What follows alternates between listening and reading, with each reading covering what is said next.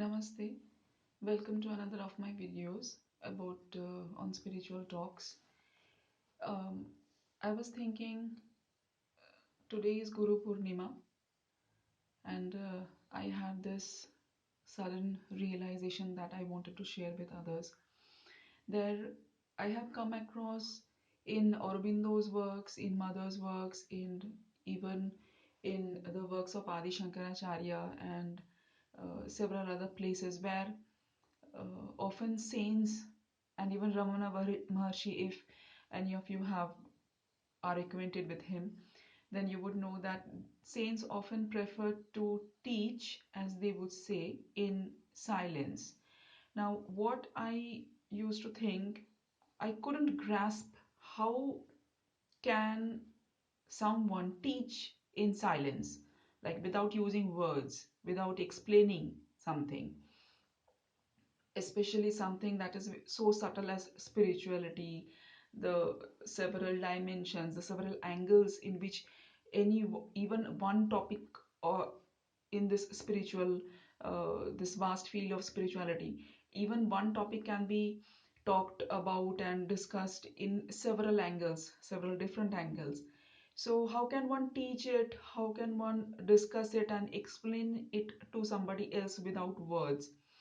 Now, what I understood today was that when the seeker, when the aspirant, when the person who has the question in his mind, in her mind, when they come to such a saint who is very evolved and has that power, then just merely by sitting near that saint would transcend the mind of the seeker to such a level, he would transcend the lower realms and go to such a realm where his questions are answered, where he gets a clear view, which perhaps often even words fail to explain.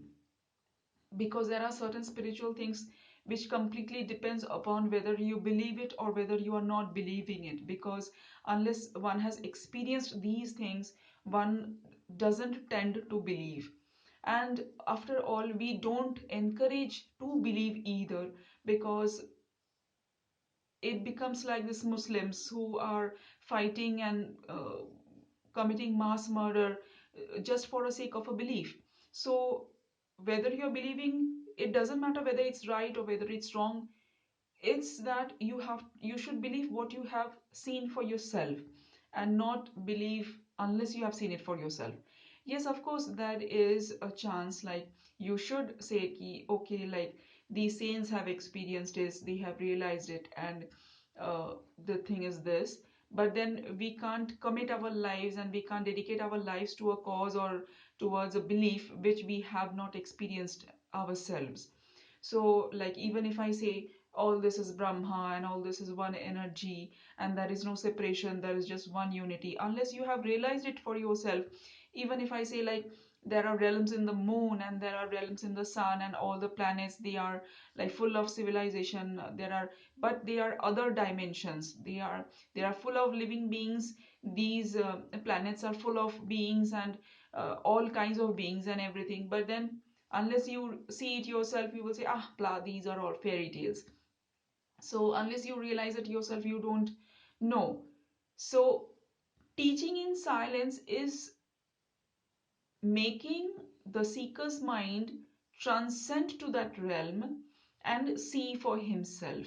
Just like Ramakrishna, when Vivekananda came and asked Ramakrishna whether you have seen God, whether have you seen him for yourself? And Ramakrishna said, ki, yes, I have seen it and I can make you see it. And later on, when again Narendranath, as he was called then, Swami Vivekananda, when he came to Sri Ramakrishna, he touched him and gave him that realization in which he understood, though he could not take it for that time, at that time, he couldn't tolerate that higher energy.